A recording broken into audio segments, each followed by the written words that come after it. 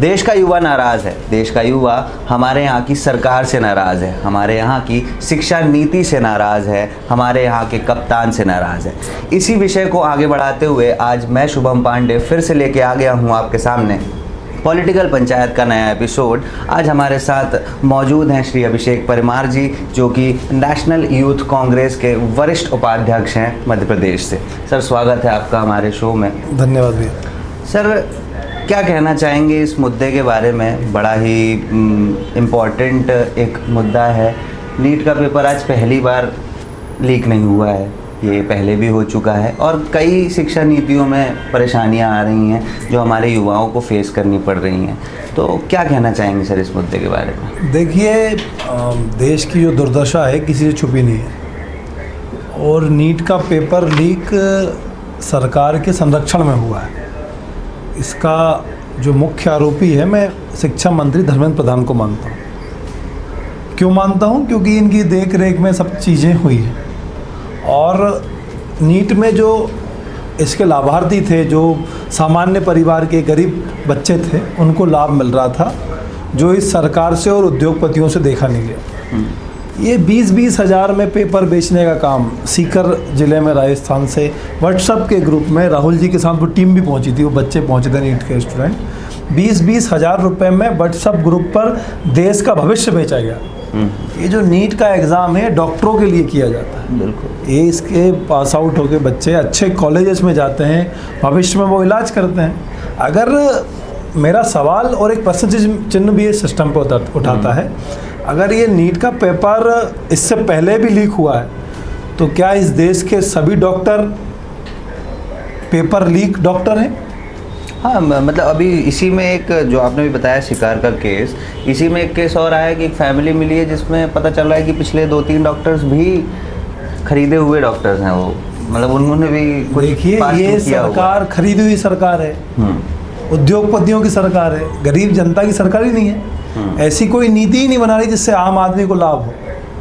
आपके बिंद में मैं मऊगंज के दौरे पे था, एक आकांक्षा चतुर्वेदी नाम की बच्ची ने सुसाइड किया। मैं उसके घर गया, हमारे राष्ट्रीय अध्यक्ष से बात कराई, उन्होंने 2.5 लाख रुपए की उसकी सहायता, आर्थिक सहायता की उसको, उसके घर जाके नगद सहायता दी। हमारा सहायता का उद्देश्य नहीं है। अब ये मजदूर की बच्ची थी, नीट का एग्ज़ाम प्रिपरेशन कितनी महंगी है।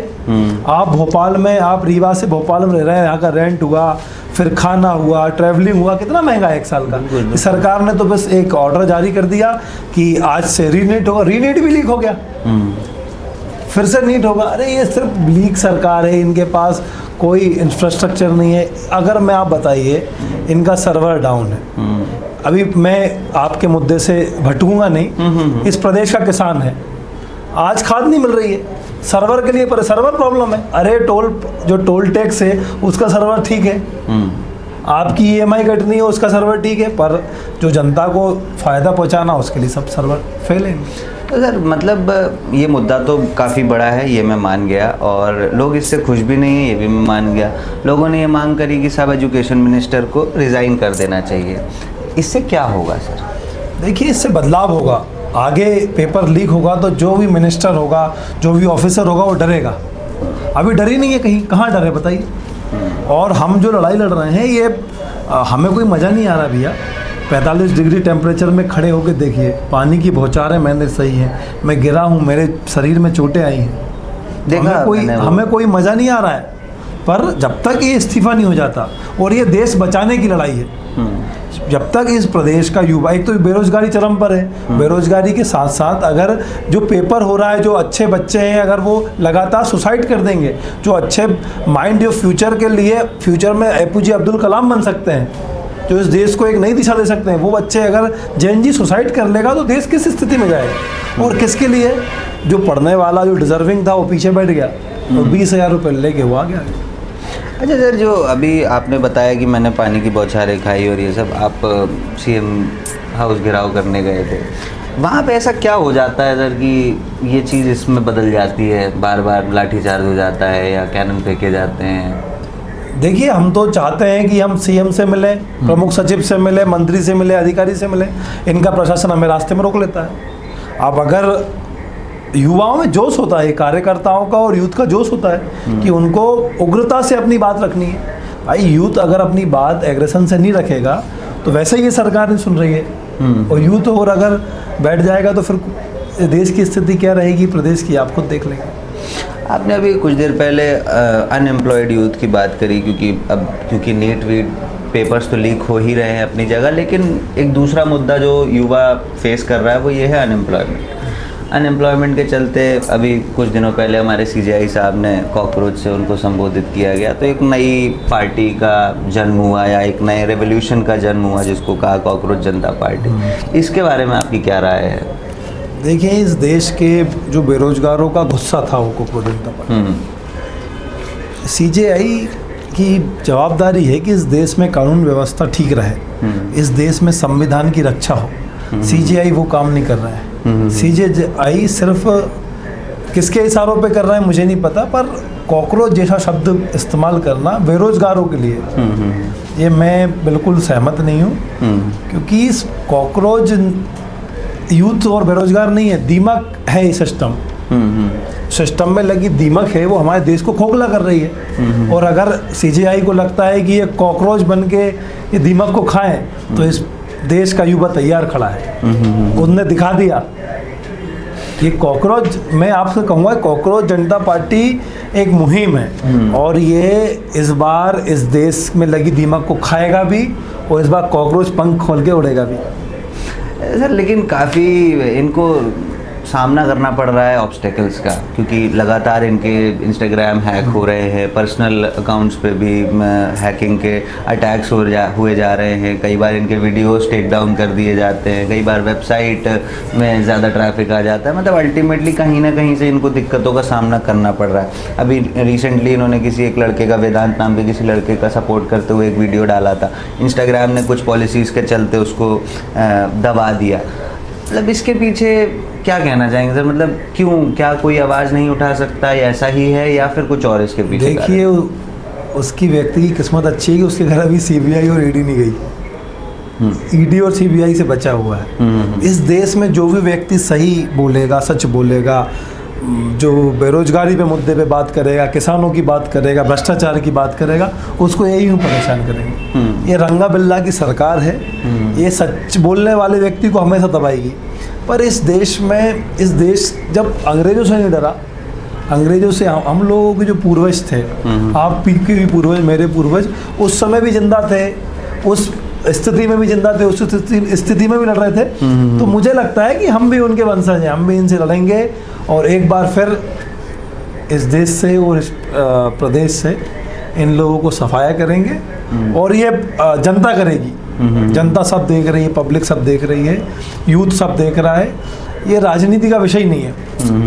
मैं तो कहूँगा कि ये उस माँ बाप से पूछिए जिसने अपनी ज़मीन गिरवी रख के, जेवर गिरवी रख के कैसे अपने बच्चों को पढ़ा रहा है, पर उनको कोई है ही नहीं, कोई सद्भावना ही नहीं है। आपने 1000 का पेपर फिर से, अरे भैया कैसे वो 1000 कमा रहा है, उससे पूछो तो सही जाके नीचे। एक चौकीदार की, एक मजदूर की बेटी कैसे पढ़ रही है, बेटा कैसे पढ़ रहा है, ये दर्द समझो मोहन बाबू, मोदी जी, तब आपको समझ में आएगा। सर, अभी आपने कुछ देर पहले एक बात कही कि अभी उनके घर में, मतलब अभी DK जी के घर में अभी तक ईडी और इन सब चीज़ों की रेड नहीं पड़ी। 6 तारीख को उन्होंने अनाउंसमेंट किया है कि वो इंडिया आ रहे हैं, दिल्ली में वो एक पीसफुल प्रोटेस्ट करना चाहते हैं जंतर मंतर में। तो क्या लगता है सर, क्या होगा उस दिन? देखिए, मतलब बड़ा दिन है, बड़ा अनाउंसमेंट है। देखिए, अगर वो इंडिया आते हैं और आएंगे, उन्होंने कहा, और सरकार रोकेगी उसको, तो सरकार डरी हुई है। अगर उसको ये रोकेंगे तो हो सकता है वो एग्रेसिव मोड ले, क्योंकि यूथ काफ़ी नाराज है सरकार से। तो पीसफुल प्रोटेस्ट करना तो हमारा अधिकार है, हमें कॉन्स्टिट्यूशन राइट है। अगर हमारे संविधान के अधिकारों से सरकार हमें वंचित करेगी तो फिर देश में कहाँ है, हमें कहाँ संविधान बचा है। पर सर, क्या आपको नहीं लगता कि क्योंकि जंतर मंतर पे एक बाहर प्रोटेस्ट होने वाला है जिसमें काफ़ी सारे युवा डेफिनेटली ज्वाइन करेंगे, और पीसफुल प्रोटेस्ट नामक कोई चीज़ ऐसी होती नहीं है, क्योंकि अल्टीमेटली वो बदल जाती है, क्योंकि इधर से भी एक्शन रिएक्शन है। तो आपको नहीं लगता सर कि बहुत सारे युवा जब एक साथ एक जगह पे होंगे तो शायद ये ज़्यादा भी बढ़ सकता है या कुछ ऐसा? देखिए मेरा मानना है इसमें कि पीसफुली होना चाहिए, क्योंकि देश की संपत्ति को नुकसान पहुंचाना ये इसको मैं उचित नहीं मानता। अपनी बात हमें ईमानदारी से, ताकत से, संवैधानिक अधिकारों के साथ उस संविधान के दायरे में रहकर रखनी चाहिए। तो मेरा भी अपील भी है आपके माध्यम से कि प्रोटेस्ट को उग्र नहीं करना चाहिए, पीसफुल तरीके से, गांधीवादी तरीके से अपनी बात रखनी चाहिए। सर आप कांग्रेस पार्टी को रिप्रेजेंट करते हैं, खुद एक युवा भी हैं और युवा विंग को भी आप लेके चल रहे हैं और लोगों को मोटिवेट भी कर रहे हैं कि लोग राजनीति में आएँ, आपके साथ जुड़े, आपकी पार्टी में जुड़े। तो युवाओं को ही रिप्रेजेंट कर रही है सर ये CJP। आपका पर्टिकुलर पर्सनल व्यू पॉइंट क्या है इनको लेके? देखिए CJP से मेरा कोई वास्ता नहीं है। मैं खुद, हमने खुद IYC ने, इंडियन यूथ कांग्रेस ने IYC इंडियन यूथ कॉकरोच मुहिम चलाई। हम खुद भी लगातार जनता में जाके इस चीज़ को फैला रहे हैं। पेट्रोल टैंक्स हों, जैसे मेलोडी खिला रहे हैं लोगों को कि यहाँ पेट्रोल के दाम बढ़ रहे हैं और मोदी वहाँ मेलोडी खिला रहा है। तो जो हमारा तरीका है हम उस तरीके से जनता को रूबरू करा रहे हैं। हमारा काम है यूथ आए, यूथ समझे। हम यूथ की लड़ाई लड़ रहे हैं, को तैयार हैं वो लड़ रहे हैं। यूथ हमारे साथ खड़ा भी है। इसका परिणाम आपको आने वाले इलेक्शंस में दिखेगा। यूथ कांग्रेस जो कर रही है वो सड़क पे कर रही है, वो जनता के लिए कर रही है, यूथ के मुद्दों पे कर रही है।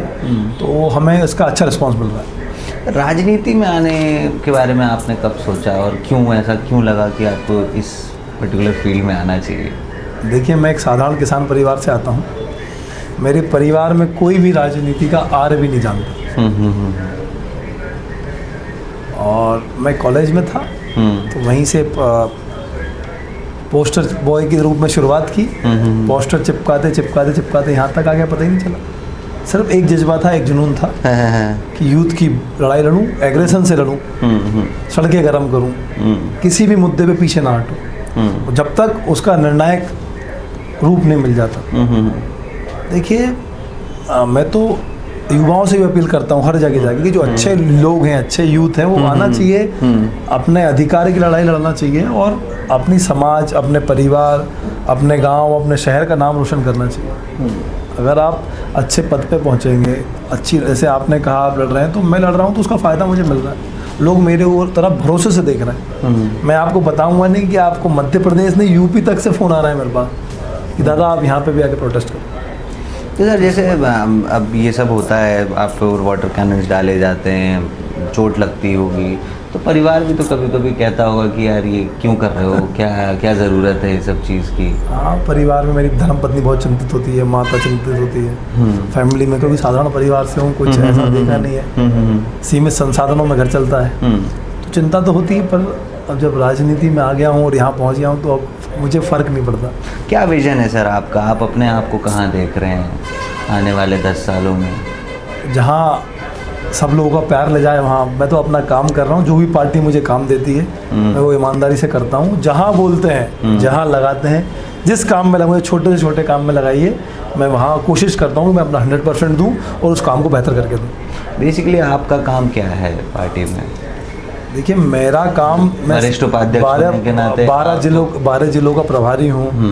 संगठन बनाना है, वहाँ एक प्रोटेस्ट कराने हैं, संगठन को खड़ा करना, नए यूथ जोड़ना है और पूरे प्रदेश में घूम रहा हूँ, भाग रहा हूँ, दौड़ रहा हूँ। जो भी मुद्दा आता है, अभी आपके सिंगरौली गया, उससे पहले पन्ना गया, उससे पहले केन बेतवा का मुद्दा उठाया, उसके बाद पहले सुजालपुर में चक्का जाम किया किसानों को लेके। जहाँ भी जो मुद्दा मिलता है, राजनीति 12 महीने की हो गई है अब। हाँ बिल्कुल। अब आप भूल जाइए वो समय गया कि आपको 24 घंटे एक्टिव रहना पड़ेगा, 24 घंटे एक्टिव रह के आपको लड़ना पड़ेगा, लोगों के बीच रहना पड़ेगा। और मैं तो आपके माध्यम में सब सभी यूथ साथियों से कहूँगा कि चाहे वो किसी भी दल के हों, अगर आप फ्यूचर में लीडर बनना चाहते हैं, आपके पास एक मंत्र है, 24 घंटे जनता के बीच रहिए, उनके मुद्दों की लड़ाई लड़िए, उनकी सेवा कीजिए, अपने आप नेता बन जाएंगे। कोई बड़ा टास्क नहीं है नेता बनना। तो सर जैसा कि आपने कहा कि 24 घंटे एक्टिव रहना पड़ेगा, सारे मुद्दों को हमेशा, क्योंकि ऑब्वियसली आपको उन मुद्दों को उठाना है तो आपको मुद्दों के लिए समझना पड़ेगा, वहाँ पे प्रेजेंट होना बहुत ज़रूरी है। तो क्योंकि जब आप 24 घंटे अपने काम में हैं तो परिवार भी मैनेज करना है, क्योंकि आप परिवार वाले लोग हैं, तो ये कैसे राजनीति और परिवार कैसे मेल जोल खाता है? देखिए, मेरा 4 महीने का बच्चा है और मैंने अभी तक उसके साथ 4 दिन भी नहीं बिताए होंगे। तो कभी कभी बुरा भी लगता है, बट मेरा परिवार पूरा प्रदेश है, पूरा प्रदेश की हर, मुझे कभी कभी खुशी भी होती है और मेरी अपनी पत्नी से भी कहता हूँ कि तुम भी खुश रहो इसमें, परिवार से भी, कि आपका बेटा आपका नहीं है, आपका बेटा आदिवासियों के लिए लड़ रहा है, आपका बेटा दलित के लिए लड़ रहा है, आपका बेटा यूथ के लिए लड़ रहा है, नीट के जो लोग नहीं रहे उनकी लड़ाई लड़ रहा है, उनके अधिकारों की लड़ाई लड़ रहा है। तो उन्हें भी मैं समझाने की कोशिश करता हूँ। अब वो महिला है, अब कितनी समझती मुझे नहीं पता, पर मैं कोशिश तो पूरी करता हूँ। अच्छा सर, जैसे आप मूर्ता भोपाल से ही हैं, तो क्योंकि आपके फ्रेंड्स होंगे वो दूसरी पार्टीज़ में भी होंगे, तो कभी ऐसा कुछ हुआ है क्या, कभी कोई ऐसा किस्सा आया हो, कभी कोई ऐसा सिनेरियो आया हो जहाँ पे दोस्ती या काम ऐसा कुछ सीन फंसा हो? अगर आप शेयर करना चाहें, ऐसा कोई फोर्स नहीं है, बट स्टिल, क्योंकि दोस्त तो होते ही हैं। नहीं, मैं मतलब बिल्कुल संकोच नहीं करता किसी से काम का बोलने में। किसी भी नगर निगम के पार्षद को या विधायक को या मंत्री को अगर जनता का मुद्दा है तो मैं, अगर लेटर जरे तो लेटर, मौखिक बोलना मौखिक, फ़ोन लगा के फ़ोन से ही बोलता हूँ, क्योंकि मेरा मानना है काम सबसे इम्पोर्टेंट है, जनता का काम है। कोई मुझे, मैं एक जनप्रतिनिधि हूँ, भविष्य में अगर सबका आशीर्वाद रहा तो चुनाव लड़के जाऊँ, कहीं लड़ने क्षेत्र पकड़ूंगा, कहीं चुनाव लड़ूंगा, पर जनता की सेवा को, जनता के लिए काम कर रहा हूँ। तो अगर मेरे पास कोई आता है और मुझसे मेरे मित्र, अगर मेरे मित्रों की वजह से किसी का काम हो जाए तो इसमें कोई हर्ज क्या है? मुझे कोई संकोच भी नहीं है और मैं इसमें संकोच करता भी नहीं। अच्छा सर, जैसे आप काफ़ी समय से राजनीति में हैं, तो अपर लेवल ऑफ पॉलिटिक्स से भी कनेक्शंस होंगे, कभी वो आए होंगे या कभी आप गए होंगे, कभी रैलीज़ में पहुँचे होंगे, कितनी नज़दीकियाँ हैं, किससे कैसे हैं? कोई ऐसा किस्सा अगर आप सुनाना चाहते हो, कभी किसी एक नोन पर्सन के साथ कुछ ऐसा हुआ हो तो बताइए। नहीं, सबसे, सारे लीडरशिप से अच्छे संबंध है, सब बहुत प्यार देते हैं मुझे। कल ही मैं राहुल भैया के साथ था नर्मदापुरम, और उससे पहले राजा साहब के साथ था, उससे पहले अपने जयवर्धन सिंह जी के साथ था, कुणाल भैया के साथ था, विपिन भैया के साथ था, विक्रांत भैया के साथ हम रात भर सोए पन्ना कलेक्ट्रेट के बाहर, और जीतू पटवारी जी हमेशा स्नेह करते हैं। सारे लीडर्स जो हैं मध्य प्रदेश की टॉप लीडरशिप हमेशा बहुत प्यार, बहुत स्नेह देती है, और मैं जो कुछ भी हूँ उनके पीछे इन सबका आशीर्वाद और सहयोग मेरी पूंजी है। राहुल गांधी जी के बारे में क्या राय है? देखिए, राहुल जी को देख के ही हम कांग्रेस में आए हैं। राहुल जी के चेहरे में भरोसा है। राहुल जी का विज़न था कि साधारण परिवार के लोग कैसे आके पहले पंक्ति में बैठे, जैसे अभी आपने कहा, तो ये राहुल जी का ही मतलब जो सिस्टम है उसकी देन से मैं यहाँ बैठा हूँ। आप इस लायक बना कि आप मेरा पॉडकास्ट कर रहे हैं, तो ये राहुल जी की देन है। और राहुल जी मेरे जैसे लाखों युवाओं को, देश में हजारों युवाओं को सर्च कर रहे हैं, निकाल रहे हैं, उन्हें मौका दे रहे हैं और आगे बढ़ाने का काम कर रहे हैं। राहुल जी की ही देन है।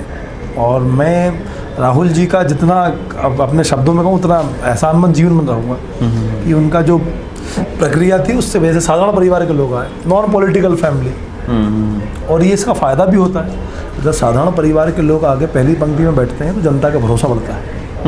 बिल्कुल सही बात है। अब वही चीज़ अभी हालांकि बीजेपी भी कर रही है, बट खैर उस पर नहीं जाएंगे। मैं मोहन यादव जी के बारे में क्या कहेंगे? एक नया चेहरा अचानक से आया, प्रदेश का मुख्यमंत्री बन जाता है, क्या कहेंगे उनके कार्यकाल के बारे में, उनकी छवि के बारे में? इस मध्य प्रदेश का दुर्भाग्य है मोहन यादव। जिस व्यक्ति को यही नहीं पता कि दूध गाय से निकलता है कि खेत में उगता है, वो कहते हैं दूध का रकबा बढ़ा लो, कभी कहते हैं गुड़ की खेती कर लो। कौन से देश दुनिया में गुड़ की खेती होती है? हाँ, अभिनंदन करा लो। और जो भाषा शैली है, उनने जीतू भाई के बारे में अभी अशब्द कहे।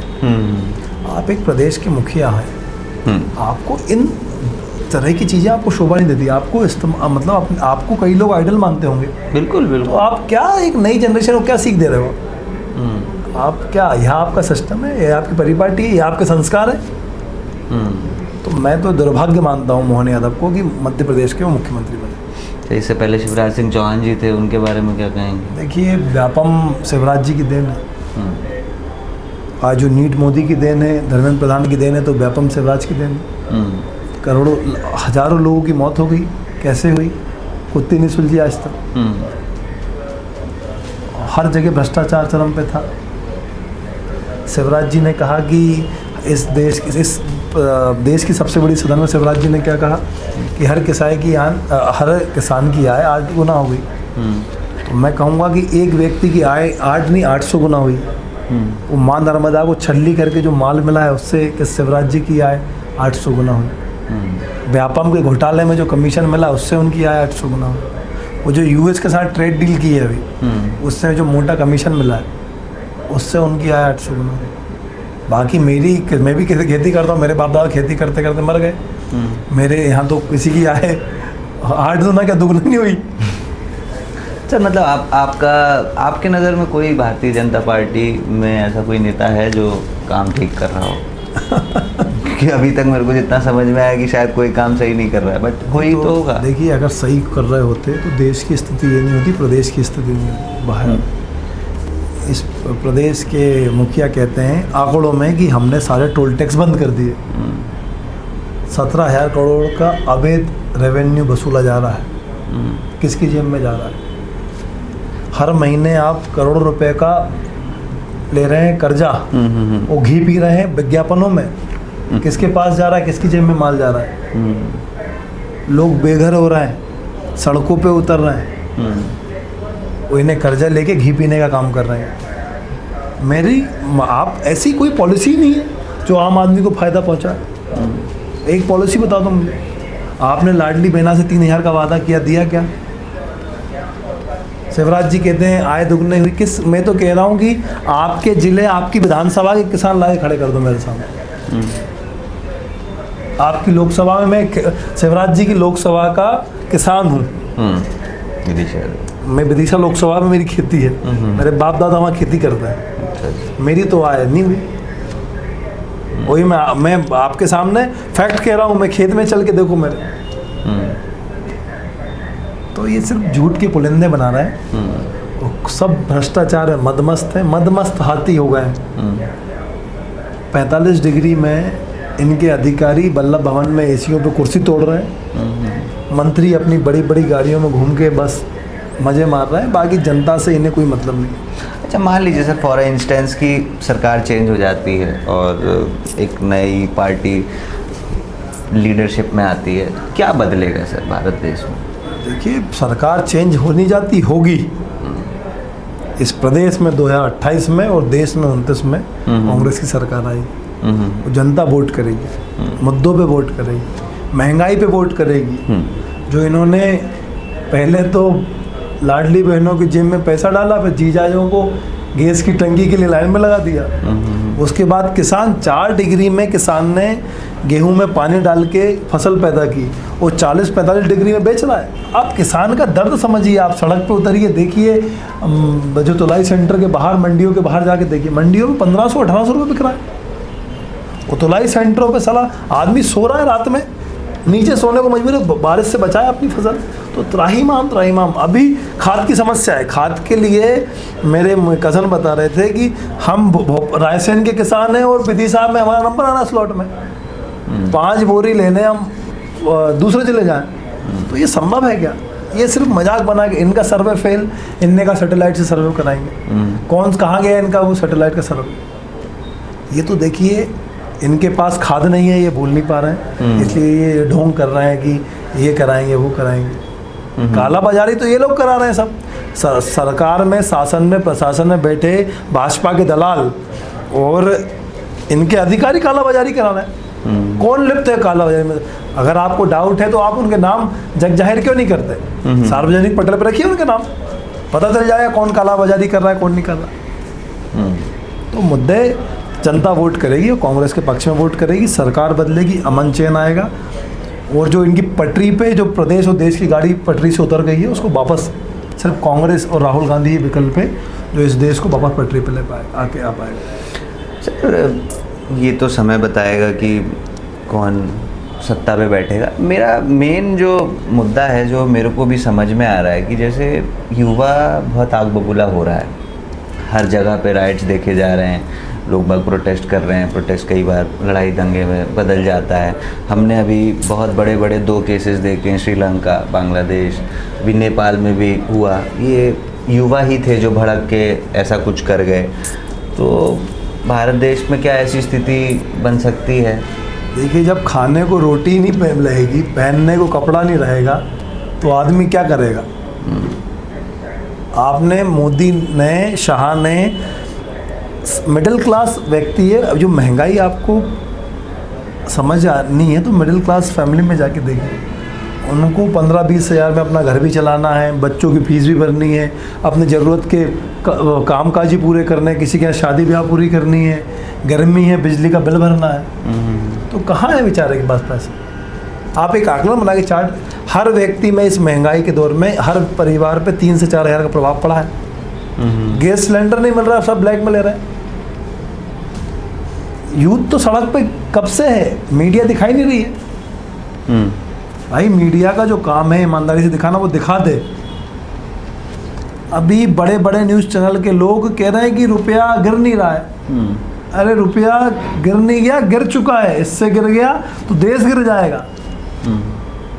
बट तो आपको क्या लगता है भारतीय जनता पार्टी को इस मुद्दे पे कैसे रिएक्ट करना चाहिए अभी? क्योंकि अभी बहुत ज़्यादा ऐसा कुछ रिएक्शन देखने को मिला नहीं है पार्टी द्वारा या पार्टी के किसी भी बड़े नेता द्वारा।